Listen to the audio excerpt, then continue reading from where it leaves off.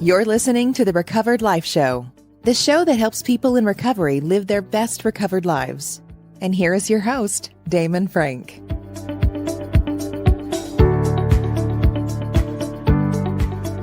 And welcome back to the Recovered Life Show. Today we're talking about holiday self-care for those in recovery. My guest today is Andi Martinez, a mental health therapist. Andi specializes in working with people who are experiencing co-occurring disorders, addiction, and mental health issues. Welcome to the show, Andi. Thank you. It's nice to be here, Damon. So great to have you. Hey, we're in the holiday season. Hard to believe, but we are here again. It seems like I just blinked my eyes and we're back to that whole holiday season again.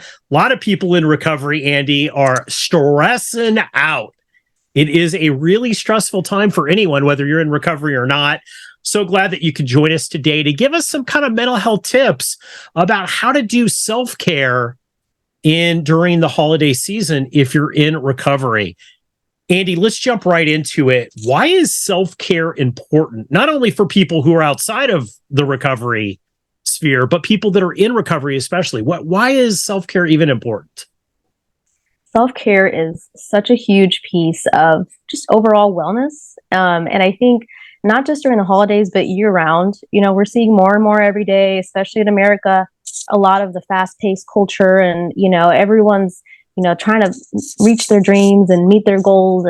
And so it can be really easy to get caught in a loop of works-based behaviors and trying to meet expectations, trying to make everybody happy. And we can often lose sight of ourselves.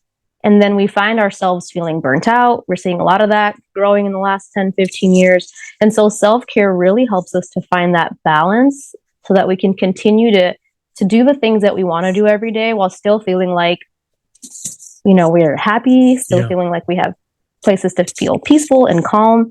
And so having that self-help, that self-care is really, really important. I'd love to talk about obligations because I know for a lot of people, and I'm a family guy, I have a family, so there's more obligations than there is celebration a lot of the times. Mm-hmm. As you get older, as you go through your life, you become not necessarily the guest as much as the host.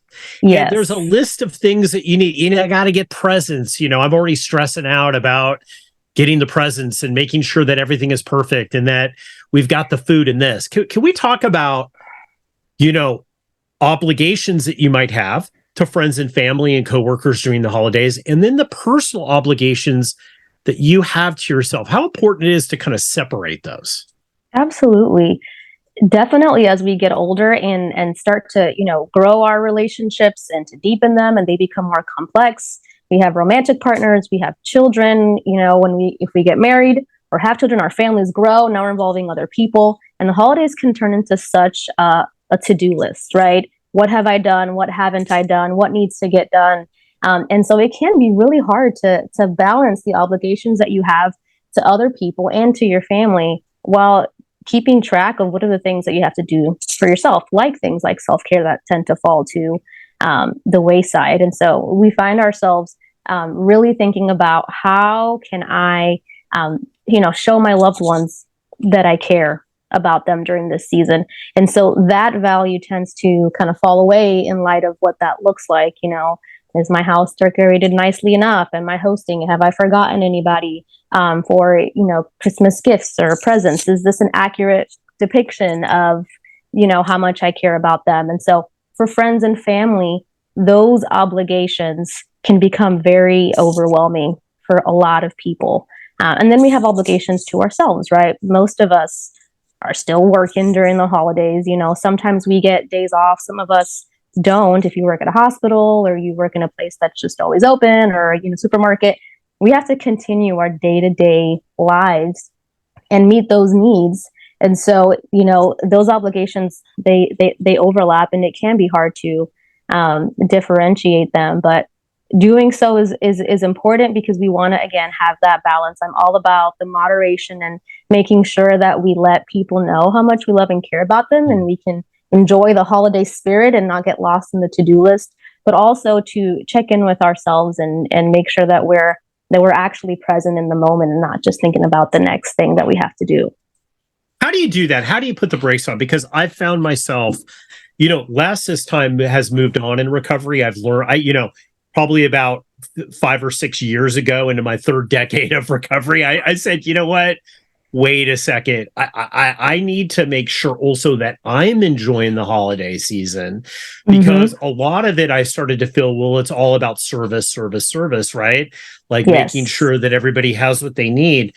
What are some tools that you could give people to maybe slow down and put the brakes on a little bit to make sure that you're taking care of yourself and those self needs are being met?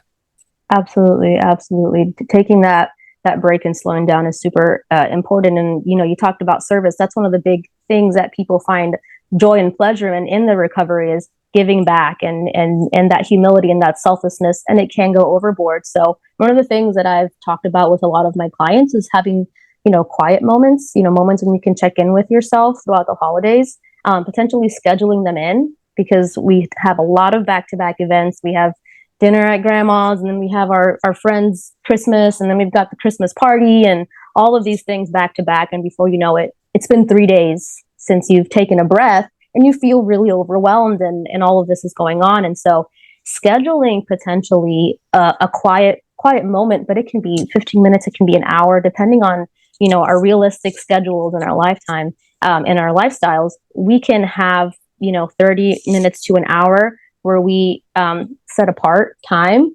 And that can be time to just yourself, or that can be time with maybe one other person. It doesn't have to be isolation, because we also don't want to isolate during the holidays. That can be dangerous in and of itself. But taking time to step back and check in and say, how am I feeling? How have I been doing? Am I finding myself more excited to be doing this stuff? Or am I finding myself more feeling like this is a list of obligations? And then if you can notice that about yourself, you can either say, I'm doing good, I'm feeling happy, or you can say, all right, I am feeling myself a little drained.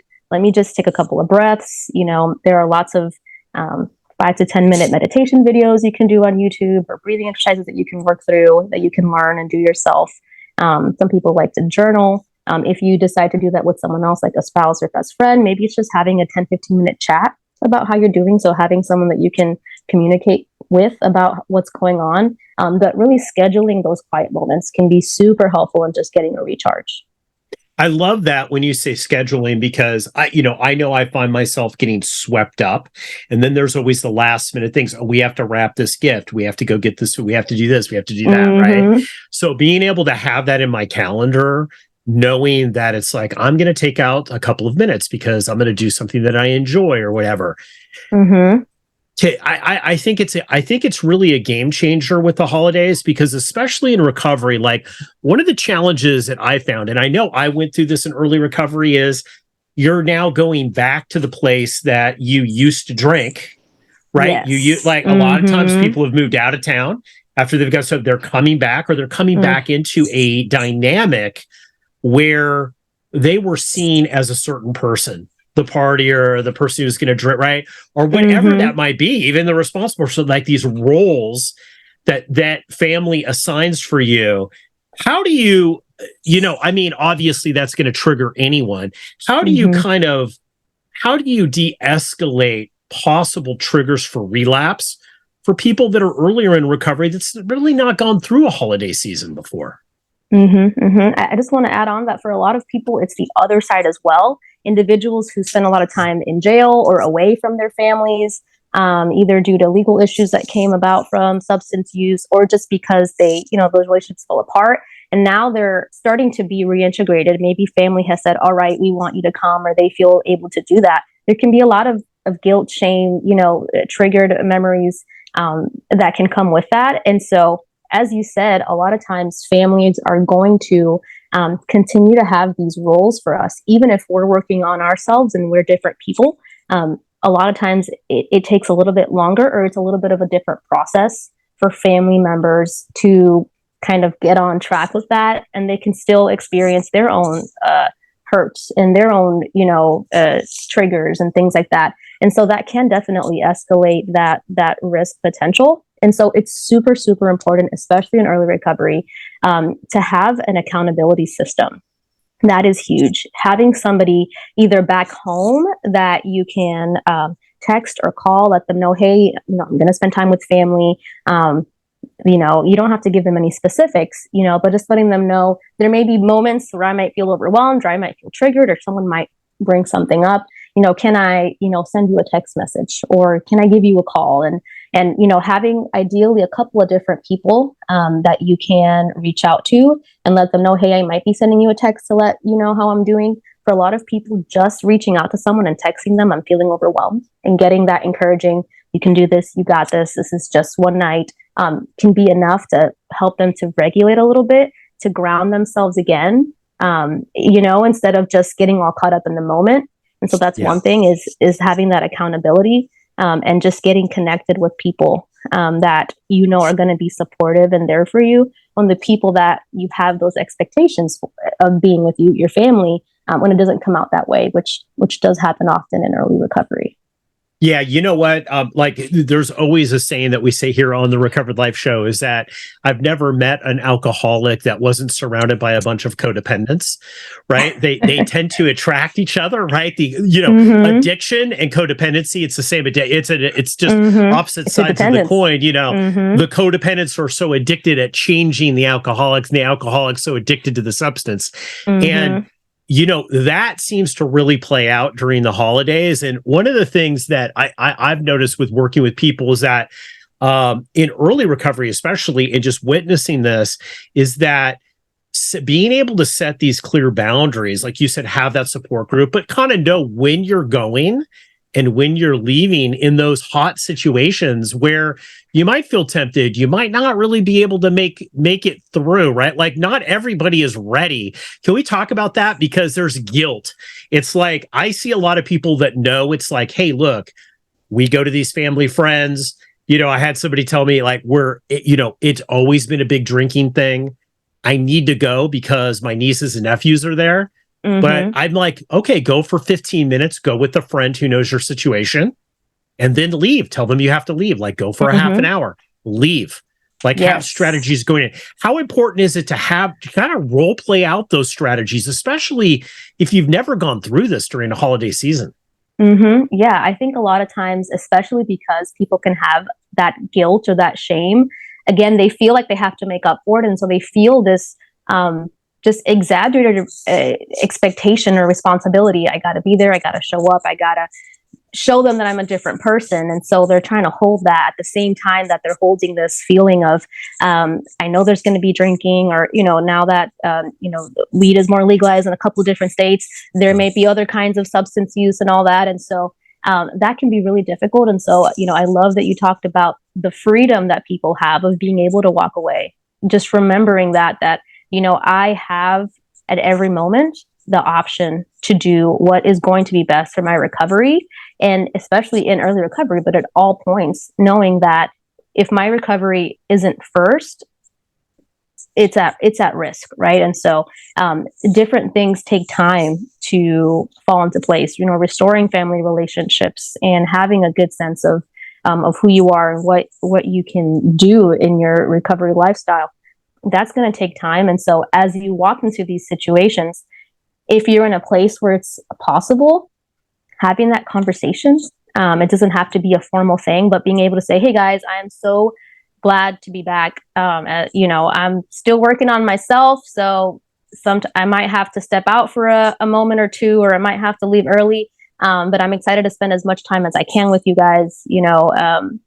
Just having that talk can really set the tone for people, so that feeling of, oh no, they're going to wonder why I'm leaving, or I don't want people to feel self-conscious or get upset at me for leaving early. Just setting that standard from the beginning can be super helpful. And remembering that you can always honestly apologize for leaving early the next day, the day after, but having that relapse and that feeling of I should have just walked away, it's really usually not worth it. No, it's definitely not. I think this really comes down to boundaries issues. Andy, like One of the things I think is the most hardest for people to do, especially in early recovery or at any time of recovery, is they feel that they're making up for something because maybe some of the alcoholism or drug addiction played out within family events, right? So now that you're sober for a couple of years, you feel you have to come in and play this role, and you feel if I don't live up to people's expectations, then then I'm going to let people down. And, and I've always said it's better to let people down in that way than to let people down because you drank again. Right. Like, I think this self-care and boundaries thing, I think you've like really hit on it. How is some of the ways to be able to communicate these boundaries? Because I know like I have, expectations seem to be the big killer if we're going to boil it down, right? Expectations, like mom's got this expectation, grandma's got this the kids have this expectation about how they feel the holidays are going to be. How do you communicate those boundaries in a loving way where you're not just really pissing people off? Yeah, well, the reality is sometimes you're going to piss people off, and that's the first thing that you got to remember is that when we think about boundaries, we have to remember that there are things that we're in control of, and there are things that we're not in control of. And so we cannot control the outcome of everything. And that's the very first expectation that people in recovery have is I'm getting sober. I can fix everything now. I can fix my debt. I can fix my relationships. I can make up for these things. And so then there's this sense of disappointment where when we try to set a boundary or communicate in a healthy way and things don't go as planned. And so the first part of that is just knowing that even when I get communication down, my apologies, we left the door open and now we've got some fly That's threads. Okay. So, knowing that setting a boundary, even when you're as kind as you can be and as considerate as you can be, especially for people that are not used to that, they're going to take it personally at times. They might feel offended. They might feel like you're adding, insult to injury. And so remembering in your head that I am only in control of what I can do, and I am responsible for being kind, for being clear, for never, being rude, for not assuming things. And so being assertive in your communication in terms of this is what I would like, this is what's within my control, and if these things are outside of my control, these are my thoughts on what I'm going to do about it.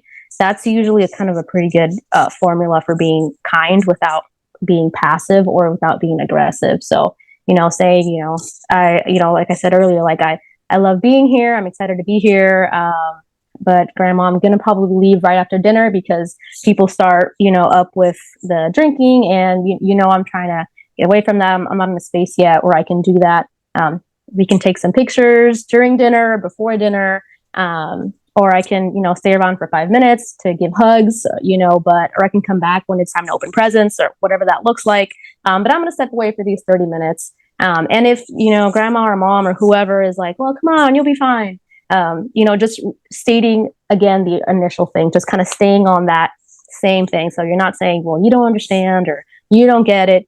Just staying with I hear what you're saying. You really want me to be here. I hope that in the future I'll be able to do that. Right now, that's just not within my comfort zone, not within my control. And, we can talk about this a different day, but that's where I stand. And usually after the first couple of times, they'll be like, all right, okay, all right. And so just the important thing is just staying in your lane in terms of what you're saying, what you're communicating, and not reverting to blame or using you statements like you don't get it or you don't understand or what do you mean you don't, because then it turns into a fight, and we don't want that to happen. We're just trying to establish our boundaries. You know what? I love that where you're talking about you statements, and I think a lot of the problems with people in recovery, and I've worked with a lot of guys, the 20 and 30 something guys. And once you get sober, you're like, okay, I'm going to make up for lost time. I'm going to do this. I'm going to do this. I'm going to do this. And I'm like all about, hey, play full out. That's what the whole recovered life thing is about for me. It's like live your best recovered life that you can. But really, when it comes to recovery, I think it's much better. Slow recovery is much better. That nothing good happens fast in recovery. I found, nothing good happens fast. It's a slow variety is way better than fast variety because fast variety burns itself out. And, and not the idea that things don't have to be perfect and that you're okay with it, especially in the holidays. And I found that was for me, is that I found it's like, you know what? Things need to be perfect. And if things aren't perfect, I'm not doing recovery well. And that was such an old idea, Andi, like, can we talk about that a little bit? These old ideas that pop in, like, if I don't get the absolute, hey, you know what? I'm broke, but I'm going to get a gift really that I can't afford that's way over the top because I need to prove, right? Like, things happen slow. Can we talk about the importance of that? Absolutely. You were saying that, and it reminded me of just the stages of recovery that I used to talk about with my my clients. Is we have that withdrawal stage, and you're trying to get there, work through those symptoms, and then you've got kind of that pink cloud stage, as some people call it. Where you've gotten off, it's out of your system for the most part, and you're excited and you're motivated, and that's where we have a lot of people create these expectations of like, I am going to do the best I can to never make a mistake again, to let people know that I'm serious this time. There's almost this sense of, I've convinced myself that I'm going to be sober. Now I have to convince everybody else. And other people want to believe it. More often than not, they would like to believe that, that you're already working on that genuinely. But that's where people really get stuck, because then you hit the wall stage, right? It's been, 3 to 6 months. Again, the holidays are here. Maybe you don't have as much cash as you thought you would, especially in the economy, or maybe there's just too many people that you would like to give gifts to or to spend time with, or that gift that your kid wants. You finally are like, oh, I can kind of afford it, but that's at the risk of not having a meal. And so just really remembering what's beneath that. That's a big thing, is what's beneath that desire, what's beneath that perfectionistic expectation. What you're really trying to do there is you're trying to communicate, I'm working on myself. I really value and appreciate you. And I'm so happy that I'm here, and I'm happy that you're here. And if we can reframe and refocus that on what's the value below that, then that's perfectly done, spoken or written in a card, or, whatever the situation is. If we can focus on like, how do I remind myself that that's really what I'm looking for, is just feeling that sense of peace and reconciliation through the holidays, then it can help us a little bit to say, well, maybe I don't have to get everybody a gift that costs money, or I don't have to go to every single event. I can make a phone call, or I can write out some cards, or, give someone a hug, or take someone out to coffee. And so we can refocus those expectations and moderate them when we think about what's beneath that, and try to focus on the core of that, instead of how we might want to express that in ways that are unrealistic and that might get us trying to go too quickly, too fast. Yeah, you know what? I love that. I think this has been the hardest lesson, is to acknowledge other people's expectations, I've had to do this in my own recovery. It's like, I acknowledge that this is the way that you want it to happen. Right. And I'm going to do the best I can to be able to do that. But there are limits. And also I have expectations as well that I would like to be able to do. So I think a lot of people, Andi, go through the holidays that are in recovery miserable, because those expectations quickly turn into resentments. And then they're miserable. Like you're spending the whole holiday miserable, when it really should be a joyous time. Yes. Listen, final thoughts, Andi. Sure. If there's people out there that are listening to this right now and they're like, man, I am dreading the holidays, whether they maybe don't even feel that they could stay sober, or they know that they're going to be able to stay sober, but they feel it's like, man, this just isn't going to be good. It just sucks every year. What would be your thought to them as a therapist? I would say two things: is look at the long-term goal and look at the short-term goal. We tend to focus on one or the other. We tend to focus on, I want things to be perfect now. I want to be where I want to be now. And then I feel like a failure because I'm not there yet. Or the long-term of, how am I going to make this happen every year? How am I going to do this? This is way too much.